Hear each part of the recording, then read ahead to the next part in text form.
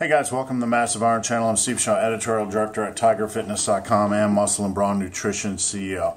So I want to talk about what happens when your strength stalls, what you can do, the first steps you should take, or the variables you should try to see if you can attack that strength plateau and bring it up again. So there's 4 areas I want to talk about in this video. If you're running into a strength stall, these are the things I would like to see you attack first. Number 1, and it's the most obvious, but this is the most overlooked, when guys run into strength plateaus or they're not building any more strength, they look for fancy stuff like bands or chains or halting deadlifts or a million other things like that. But the one thing that is overlooked, and this is something I preach heavily, is bringing up your strength levels from head to toe.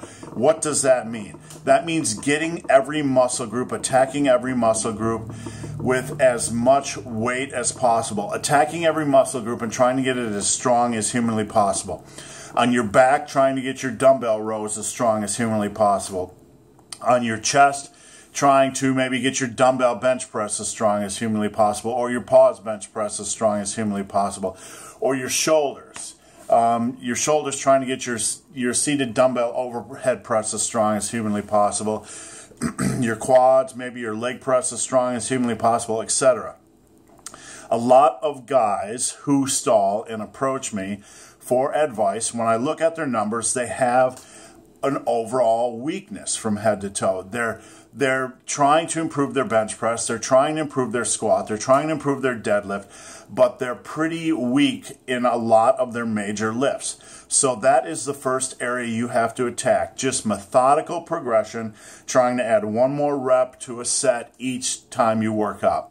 The other 3 variables when you have a strength plateau that you need to consider tweaking are volume, intensity, and frequency. Not all of them at the same time, one variable in a reasonable manner. So when I say volume, you could move to a greater volume of sets. This works quite often for people who are stalled on the bench press. It can also help with the squat as well.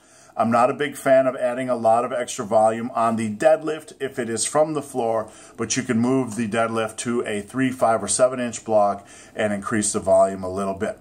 So volume, now you move on to intensity. Intensity is weight relative to your 1 rep max. So if you're training at 90% of your 1 rep max, that is more intense than at 80% of your 1 rep max. If you've been in bodybuilder mode for a long time and working with the 8 to 12 rep range, then it's probably going to become difficult for many of you to continue to add strength at some point. So you might have to increase the intensity. Drop down to 3 to 5 reps per set. Oops, cat's going crazy down here. Drop down to 3 to 5 reps per set. Do multiple sets at that range. So increasing the intensity might just mean moving to a heavier weight and doing multiple sets of them or something similar to that. Now we have volume, we have intensity, and we have frequency. Now changing your frequency doesn't mean you have to automatically jump to 3 times a week.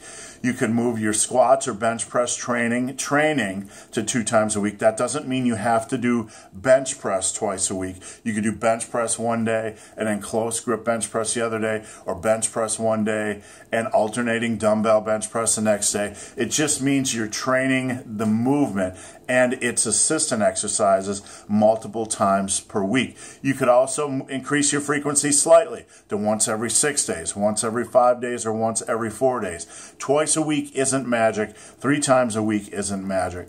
When it comes to the deadlift, though, if you're going to train it multiple times a week, I would not ever train above 90%. And I would have one day where you are pulling from 5 to 7 inches off the ground, or doing like a power shrug or a Romanian deadlift, where you're not directly pulling from the floor, you're pulling using a deadlift style movement. So guys, hope this video has helped.